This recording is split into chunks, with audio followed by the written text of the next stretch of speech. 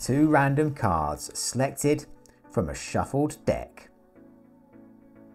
And just when they think you're struggling, you hit them with one of the most surprising double discoveries of all. This is CoachTrick.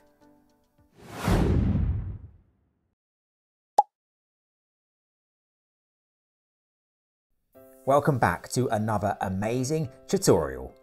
Today's effect is as entertaining as it is magical, and to top it all, it's super easy to perform. This trick is a self-working gem, can be performed with a shuffle deck and requires absolutely no setup. As ever, stick with us to the end as we explore how mastering tricks like this can boost confidence, focus and creativity. Okay, let's jump into the magic. Grab a deck and let's go. Okay, as ever then, let's just kickstart by taking a look at the effect itself. And in this, we're going to attempt the seemingly impossible. And so we're going to start with a shuffled deck. Just hand the cards to a spectator. They can shuffle those as much as they like. The cards really are mixed. Now, this effect works well with a single spectator, but it also works really well with a couple of spectators. So you're just going to ask a first spectator to think of a random number, say between 1 and 10, but it's a totally free choice. Not to name the number, just to think of it. Let's say in this instance they're thinking of the number 5. Now, you're going to turn away so you can't see anything that's going on. And you're just going to ask the first spectator to count down to their number and to remember the card at that position. So they'll count down to their chosen number, the number 5 in this instance. 1, 2, 3, 4, 5. Obviously they'll do that quietly so that you can't hear, and they'll remember this card here as their selected card. So here we can see the 3 of diamonds, and they'll then place the cards back together like so. You're now going to ask a second spectator to think of a number also, this time a slightly larger number, so say between 11 and 20. But once again, it's a totally free choice. And once again, not to mention a number, just to think of it. So let's say in this instance, they think of the number 15. With yourself still looking away, the second spectator will now count down to their chosen number, 15. 1, 2, 3, 4, 5, 6, 7, 8, 9, 10, 11, 12, 13, 14, 15. Again, they'll do that quietly so that you can't hear. And they'll remember this card here as their selected card. So here we can see the 2 of hearts. And with that done, they'll place the cards back together like so. At this point, you can turn back around. Now you can emphasize there's absolutely no way that you could know the chosen numbers, the selected cards, or the position of those cards. It's entirely random. However, you're now going to attempt to find those cards and without even looking. So starting with the first spectator, you're just going to take the deck and place it behind your back.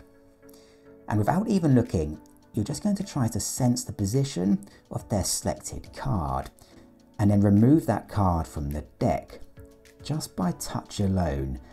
So let's see. Okay, that could be it. So I think I might have it.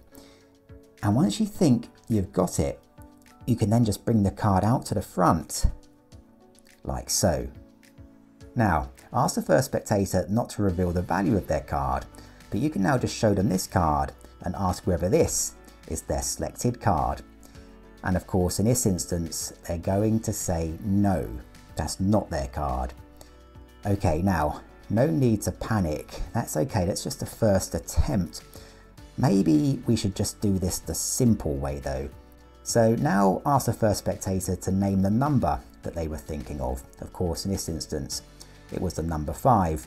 So maybe we can now just try simply counting down to the number 5. So 1, 2, 3, 4, 5, which takes us to this card just here. You can now show this card to the first spectator and ask whether this is their selected card. And again, they're going to say no, that's not their card.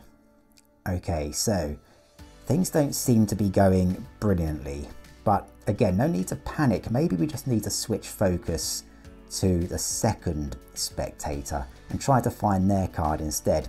So ask the second spectator now to name the number that they were thinking of. Of course, in this instance, it was the number 15. So maybe let's try dealing down 15 cards to see whether we can find their card. Now, we already have 5 cards over here, so we can place these back and we can start counting from 6. So 6, 7, 8, 9, 10, 11, 12, 13, 14, 15, which takes us to this card just here. You can now show this card to the second spectator and ask whether this is their selected card. And well, no. Once again, they're going to say that is not their card. So we still haven't managed to find one of the cards. Okay, so things aren't going brilliantly, but again, there's no real need to panic at this point. Maybe we just need to freshen things up a little bit. And actually, in this sort of situation, sometimes a shuffle of the deck like this can help bring some renewed focus to the situation. And what can be even better is if the spectator also gives the deck a cut. So just ask one of the spectators to give the deck a cut anywhere they like, but maybe somewhere around the middle, just like so, and then place that just there. And then you can mark the position with the packs, just like so. Now at this point, we can just quickly recap what's happened. Each spectator chose a random number and used that number to select a random card from a shuffled deck. You've tried to find those cards, and on multiple attempts, you haven't been successful. But now we've given the deck another shuffle, and the spectator has given the deck a cut, like so. And now let's just cut straight to the chase. Ask the first spectator for the first time to reveal the value of their selected card. Of course, in this instance, it was the 3 of diamonds. And now you can explain how this is probably what we should have done from the very start, because the 3 of diamonds just happens to be one of the cards that was cut to right here. You can now ask the second spectator for the very first time to reveal the value of their selected card. Of course, in this instance, it was the 2 of hearts. And now you can explain how this is definitely what we should have done from the very start, because the other card cut to right here just happens to be the second spectator's selected card, the 2 of hearts. This is a brilliant double location, and it's also super simple to perform. So stick around, because now I will show you exactly how it works. Okay, so let's take a look at the secret to this effect. Now, you really do start with a shuffled deck, and that's what adds to the impact. Now, you're going to ask a first spectator to think of a number between 1 and 10. It's a totally free choice. Let's say they think of the number 4. They'll then count down to that number like so. 1, 2, 3, 4, without changing the order. And they'll take a look at this card and remember this as their selected card. So here we can see the 5 of hearts. And they'll then place this pack back on top of the deck. You'll now ask a second spectator to think of a number, this time between 11 and 20. Again, it's a totally free choice. Let's say they choose the number 12. They'll count down to that number in the same way. 1, 2, 3, 4, 5, 6, 7, 8, 9, 10, 11, 12. They'll take a look at this card and remember it as their selected card. So here we can see the King of Hearts.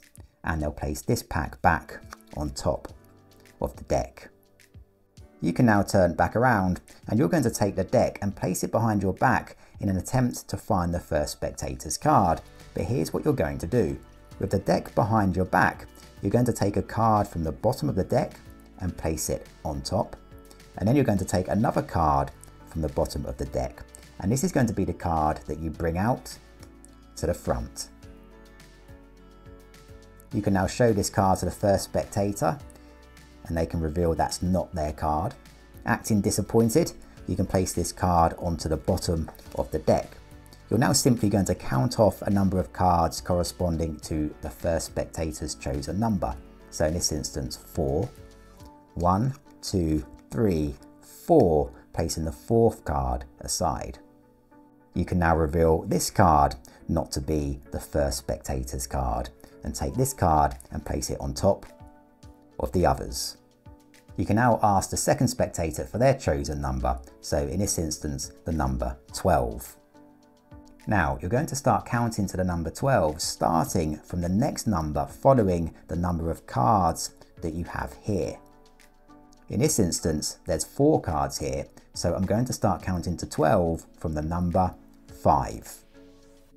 You can just note the 4 cards as you place them onto the bottom of the deck, and then you can just start counting to the second spectator's number 12 from the top. So 5, 6, 7, 8, 9, 10, 11, 12, placing the 12th card to the side. You can now reveal this card not to be the second spectator's selected card. You can place this card on top of the other cards here, and then take this entire pack and place it on the bottom of the deck. At this point, you should be in the following position.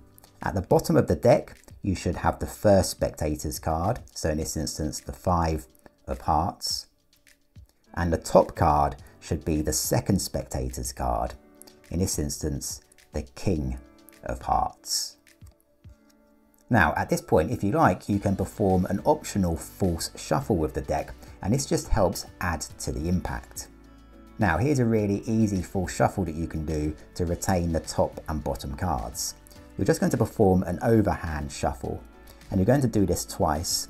So what you're going to do for the first shuffle is, as you take the cards, just slide off the top and the bottom card like so, and then shuffle the other cards on top. You're now going to do exactly the same again.